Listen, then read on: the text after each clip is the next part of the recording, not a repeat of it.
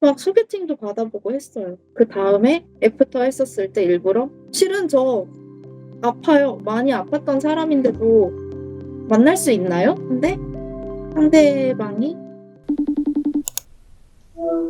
안녕하세요. 저는 33살 임예진이고요. 4년 전 29살에 비호지킨 림프종을 진단을 받았어요. 그때까지만 해도 평범한 회사원이었고요. 그리고 치료가 좀 점점 길어지면서 지금은 회사를 그만두고 동생과 함께 꽃집을 운영하고 있습니다. 제일 눈에 띄는 전조 증상이라고 하면은 왼쪽 서해부 아래쪽에 갑자기 어느 날 주먹만한 혹 같은 게 생긴 거예요. 근데 아픈 거는 정말 하나도 없었고요. 여기 이런 게 왜 생기지? 하고 막 찾아보니까 살장일 수도 있겠다. 당연히 암일 거라는 거는 생각을 못 하고요. 처음에 산부인과도 갔고 대장학문외과도 가보고 그때 CT도 찍어보고 PET-CT도 찍어보고 했었어요. 아, 이건 림프종이네요. 혈액종양내과로 옮겨가서 거기서 이제 치료를 하세요. 혈액종양내과로 옮기고 나서 이제 비호지킨 림프종입니다. 이걸 딱 정확하게 진단을 받았어요. 큰일 났다. 어떡하지? PET 저게 내 거가 맞나? 왜 저렇게 새카맣지? 막 이런 생각도 많이 들었고 몇 시간 정도는 현실을 부정을 했었던 것 같아요. 제가 막 거기서 울고 무너지면은 엄마가 더 무너질 것 같아서 최대한 담담한 척 그거 그냥 고치면 되지 이런 생각을 하려고 최대한 했었던 것 같고 그 결과를 듣고 나서 가족들은 진짜 완전 초상집이었었어요. 친한 친구들은 림프종인데 왜 암이야? 약간 이런 얘기도 많이 했었고 많이 놀랐고 그냥 옆에서 최대한 티 안 내면서 응원을 해주려고 했던 것 같아요. 표준 항암 치료라고 해야 되나? 알찹 치료를 6회를 받았고요. 정말 치료 경과가 좋아서 완전관해까지 이르렀어요. 근데 그러고 나서 이제 정기검진을 갔는데 재발이 돼서 병원을 옮기고 제목스 치료 또 6회를 하고 완전관해 진단을 받고 자가조혈모세포 이식을 했어요. 근데 그러고 한 몇 달 후에 계속 정기검진을 가는데 이거는 재발이 확실하다 얘기를 듣고 나서 카티 세포 치료를 했습니다. 알찹 치료했었을 때 부작용은 그냥 온몸에 땀이 정말 주룩주룩 나고 머리카락이 싹 다 빠졌고요. 심장도 갑자기 막 쿵쾅쿵쾅 뛰기도 하고 장이 약해져가지고 설사 이런 것들이 정말 많았었고 잠도 잘 못 잤던 것 같고 매일매일이 정말 예측할 수 없는 부작용들이 많았던 것 같아요. 그럼에도 불구하고 다른 사람들과 부작용 얘기를 해보고 병원에서 이제 교수님과 부작용 얘기를 해보면 그나마 제일 평범했던 부작용을 겪었던 것 같아요. 제목스 치료를 했었을 때 부작용은 제일 힘들었던 부작용이 찬 거를 먹거나 찬바람을 맞으면 손 발끝이 정말 따갑고 아팠어요. 근데 그 따갑다라는 정도가 손끝이 앞정에 콱 찔리는 기분이에요. 냉장고 열 때도 집에서 장갑 끼고 열었어야 됐고 찬바람이 갑자기 이제 눈이나 이렇게 피부에도 확 닿아도 진짜 눈이 너무 아파서 막 눈물이 날 지경이었고 상온에 있는 생수도 잘 못 마시는 거예요. 집에서도 계속 전기포트에다 끓여두고 따뜻한 물을 마셨었고요. 자가조혈모 세포 이식을 했었을 때는 확실히 고용량 항암 치료이다 보니 그냥 몸 전체가 할머니가 된 기분이라고 해야 되나? 그냥 모든 장기들이 안 좋아진 것 같은 느낌이 들고 약해진 것 같은 느낌이 들었어요. 저혈압이 오기도 하고 정말 많은 부작용들이 있었던 것 같아요. 카테터를 오래 하다 보니 심장에 혈전도 생겼어요. 그래서 현재까지도 계속 혈전약은 복용을 하고 있는 상태예요. 근데 그 혈전의 크기가 그래도 다행인 건 점점 줄어들고 있어서 그 복용량을 좀 점점 줄이고 있는 상태입니다. 시간적으로 해결을 해주고 있는 것 같아요. 점점 시간이 지나면서 저도 체력이 좋아지기도 하고 혈전 같은 경우에는 혈전약을 점점 그래도 복용을 함으로써 부작용이 나아지고 있는 것 같아요. 처음 재발이 되었을 때는 현실 부정 조금 했었고 처음에는 탓을 찾으려고 했었던 것 같아요. 재발이 된 탓 결국에는 찾지 못했고 이걸 내가 또 치료를 해야 되나? '아 하기 싫다. 이거 안 하면 안 될까?'라는 생각도 잠깐 했었고, 근데 그러다가 '아 그래 해 보자. 죽기밖에 더 하겠어?'라는 생각으로 그냥 '나 이겨내서 하고 싶은 거 다 할 거야.' 그런 생각이 좀 들었던 것 같아요. 가족인데요. 그냥 항상 옆에서 꿋꿋하게 지켜주면서 "힘내라, 힘내라."라는 말을 많이 했어요. 근데 K 장녀다 보니 엄청 의지를 하면 안 된다라는 생각이 쪼끔 있다 보니까 그냥 내가 힘든 티를 좀 덜 내고 싶기도 하고, 가족들이 "힘내. 할 수 있어." 막 이런 쪽으로 얘기를 하다 보면은 제가 "나 그냥 그런 생각 잘 안 하고 지금 잘 이겨내고 있다. 그냥 별거 아니야." 약간 이런 쪽으로 저는 집에서 생활을 했었거든요. 그러다 보니 오히려 엄마랑 동생이 "그래. 가만 보면 그 항암 치료랑 암보다 너가 더 독해. 너가 더 독한 년이니까 너가 그거 충분히 이겨낼 수 있을 거야. 할 수 있어." 약간 이런 얘기들을 좀 해 줬어요. 그런 얘기 들으면은 그냥 막 웃음도 나고 '아 그래. 나 지금까지 내가 어떻게 힘들게 잘 살아왔는데 내가 더 독하지. 나 이겨낼 수 있어.' 이런 생각이 들어서 그런 말들이 좀 힘이 많이 됐었어요. 실은 알착 치료를 6회 했었을 때는 회사 다니면서 항암 치료도 하고 '치료 6 번만 이겨내면은 나 분명히 나을 수 있다.'라는 그런 생각에 했는데, 치료가 끝나고 나니까 스트레스도 너무 많이 쌓였고 '스트레스를 받으면 안 된다.'라는 생각에 그 이후에 그만뒀어요. 한 달을 쉬었는데 계속 회사를 다니면서 일을 하던 사람이다 보니 몸이 막 근질근질한 거예요. 제일 열심히 일할 때고 일을 하고 싶어 할 때인데 못 하니까 인스타 스토리에 막 "알바하고 싶다." 이런 얘기를 썼어요. 집 근처에 외식업을 하시는 대표님께서 그걸 본 거예요. 제 지금 상태에 대해서 얘기를 했었고, "그러면은 일 주일에 한 3번 정도만 나와서 일을 해 주실 수 있으세요?" 이런 얘기를 하신 거예요. 근데 제 지금 상태를 다 얘기를 했는데도 거기서는 "그게 뭐 어때서요?" 라는 생각인 거예요.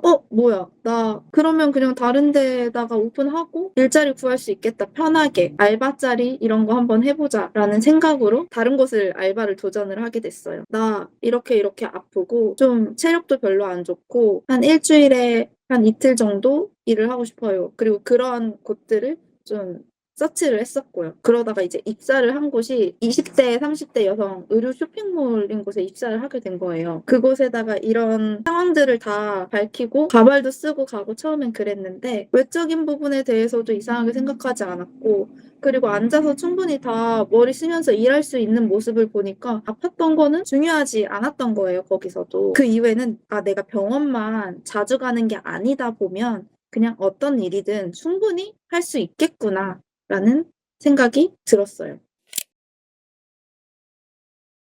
계속 재발이 되고 그 알바도 그만둘 수밖에 없었고, 또 치료 기간이 점점 길어지고 치료가 끝나고 나서도 병원을 좀 자주 갔어요. '아 병원 가는 횟수가 이렇게 잦으면 회사 가기가 좀 힘들다.'라는 생각이 들었었고, 그러다 보니 '그럼 나 이제 뭐 먹고 살까?'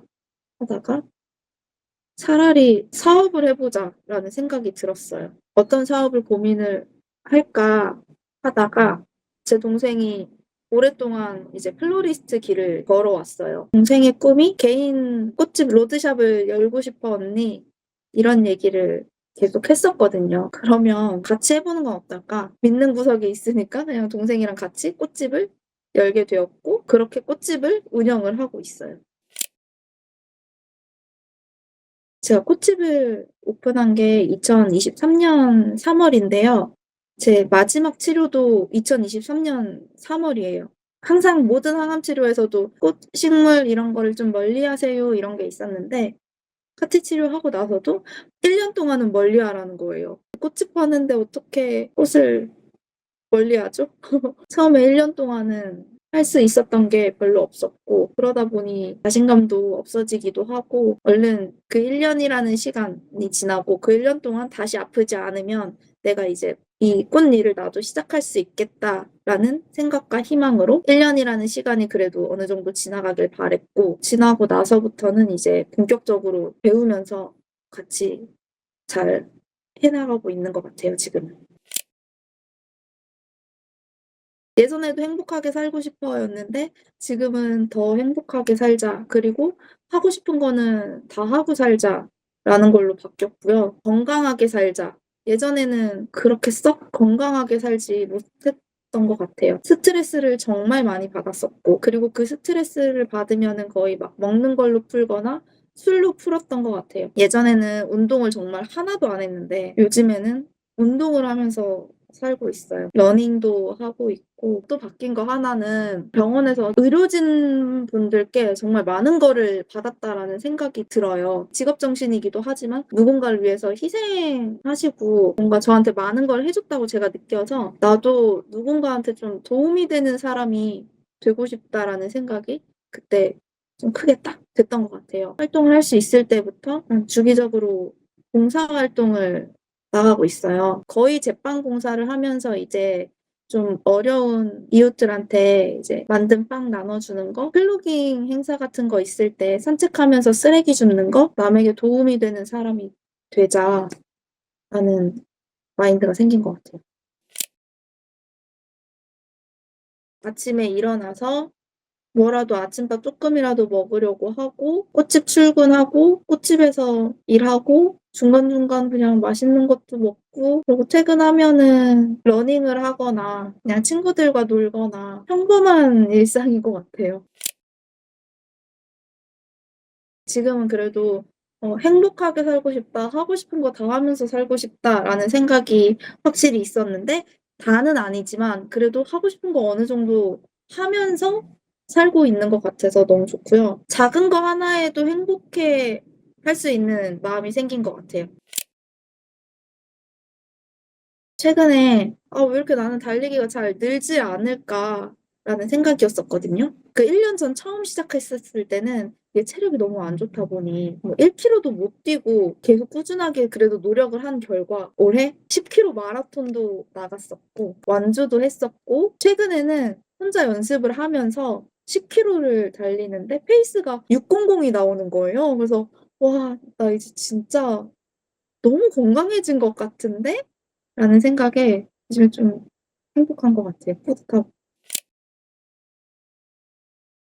바뀌었어요. 처음에 진단받았을 때 당시와 자가조혈모 세포 이식했었을 때 두 번째 치료까지는 계속 연애 중이었었는데 소중하고 고맙고 그런 연애였는데 헤어지고 나서 그때 당시에는 '아 내가 무슨 연애냐.' 이런 생각도 많이 들었었고 '누가 연애를 할까 나랑.' 이런 생각이 많이 있었던 것 같아요. 그래도 주변에서 병원에서 연애하라고 엄청 그러시는 거예요. 간호사 선생님이 나이 듣고 "아 30 대면은 연애해야지. 그리고 이렇게 아플 때 아프다고 해서 연애를 안 하면 안 돼요. 오히려 더 연애를 해야 돼. 사랑할 나이고 사랑받을 나이고 그리고 우리는 연애를 해야지 정말 좋은 호르몬들이 많이 나온다. 그래야지 치료에도 도움이 돼. 그러니까 연애하세요." 이런 얘기들을 병원에 갈 때마다 들었었거든요. 아 맞아. 나도 연애는 하고 싶은데 '과연 이런 나를 누가 사랑할까?'라는 생각에 누가 소개팅을 해 준다 그러면은 아는데도 '왜 저러지?' 그리고 모르는 애가 그러면 '아 몰라서 저러나 보다.' 이런 생각에 좀 피했었거든요. 그러다가 점점 건강해지고 이러다 보면서 '아니 충분히 그래도 연애 잘할 수 있을 것 같은데?'라는 생각에 막 소개팅도 받아보고 했어요. 그다음에 애프터 했었을 때 일부러 실은 저 아파요. 그냥 암 환자라는 얘기는 안 하고 그냥 좀 많이 아팠어요. 많이 아팠던 사람인데도 "만날 수 있나요?" 이런 얘기를 그냥 좋게 했었어요. 근데 상대방이 "사랑하는데 아픈 건 문제가 되지 않는다. 그리고 사람들은 누구나 살아가면서 아플 수 있고 아픈 사람도 많고 그래서 그 부분에 대해서는 문제가 되지 않는다."고 생각을 해요. 이런 얘기들을 하는 거예요. 연애를 해 보려고 하고 알아가고 하는 단계에서 다들 그 부분에 대해서 개의치하지 않았던 것 같아요. 앞으로도 저는 충분히 연애를 잘할 수 있을 것 같아요. 사랑이 깊어지고 배려해 주고 배려받아야 되는 부분이 확실히 많아질 수밖에 없기는 해요. 상대방은 사랑하는 사람이니까 배려를 해 주는 부분이 많을 거고 나는 오히려 고마운 부분이 정말 많을 텐데 그러면 그런 쪽으로 배려받고 고마워하고 그러면은 나는 또 상대방에게 다른 쪽으로 더 배려해 주고 하다 보면은 잘 만날 수 있을 것 같아요. 엄청 큰 걸림돌은 아니지만 애로사항은 있는 것 같기는 해요. 왜냐하면 이게 나이도 어느 정도 있다 보니 결혼 적령기이기도 하고 불과 작년까지만 해도 그냥 3 달, 4 달은 뭐 '만나고서는 오픈해야 하지 않나.'라는 생각이 있었는데 근데 이제는 그냥 아닌 사람은 빨리 땡치고 이제 더 좋은 사람 만나고 이래야 할 나이라고 생각이 들다 보니 그냥 '초반에 오픈하는 게 맞다.'라는 생각이 들어요. 되게 술 좋아하고 비가 오면은 파전에 막걸리 먹어야 하고 날씨가 좋으면 맛있는 걸 소주 마셔야 되고 그냥 더우면 치킨에 맥주 마셔야 되고 약간 이랬던 사람인데 당연히 퇴근하고 남자친구랑 술 한잔도 하고 이랬었는데 이제는 그거를 못 하게 된 거예요. 또 커피를 그전까지는 진짜 한 방울도 안 마셨었거든요. 이제는 카페도 가게 되고 정말 누구보다 카페 즐기고 디저트 즐기게 된 사람이다 보니 퇴근하고 술 한잔하는 데이트보다는 밥 먹고 커피 마시는 데이트로 바뀌게 된 것 같아요. 근데 주저하고 있으면은 그런 단계가 물론 필요해요. 저도 정말 주저했고 누가 저 좋다고 하면 전 그냥 도망갔어요. 저도 그랬던 적이 있기 때문에 여러 번 그러다 보면 이번에는 만약에 도망을 쳤다 하면은 그다음에는 '아 그냥 쪼끔의 언지를 줘 볼까?' 해 보고 그러고 그다음에는 '한 3달 만나고 오픈을 해 볼까?' 해 보고 그다음에는 '그냥 아싸리 처음부터 오픈을 해 볼까?' 해 보고 이런 식으로 뭔가 이거를 오픈하는 거에 대해서 너무 안 좋은 쪽으로만 생각하지 말고 한 번에 오픈하는 게 어려우면 이렇게 방금 얘기했던 대로 그냥 점진적으로 나아가듯이 해 보는 것도 좋을 것 같아요.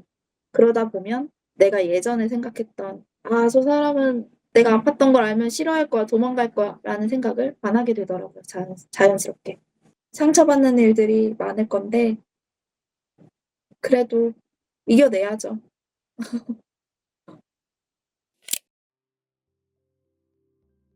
이 영상을 보고 계신 분들께 치료 중인 분들이시라면 정말 당연히 많이 힘들고 어떠한 얘기들이 잘 와닿지 않을 수밖에 없어요. 저도 그랬었고. "다 잘 될 거예요." 좋게 얘기를 해도 안 좋은 생각이 그래도 많이 드시는 건 당연할 텐데 근데 그래도 이렇게 아팠던 사람도 잘 이겨내고 건강하게 살아가고 있는 사람이 정말 많잖아요. 충분히 본인도 그렇게 되실 수 있다라는 생각만 갖고 잘 해내셨으면 좋겠어요, 치료를. 분명히 좋은 날이 올 거니깐요. 응원할게요.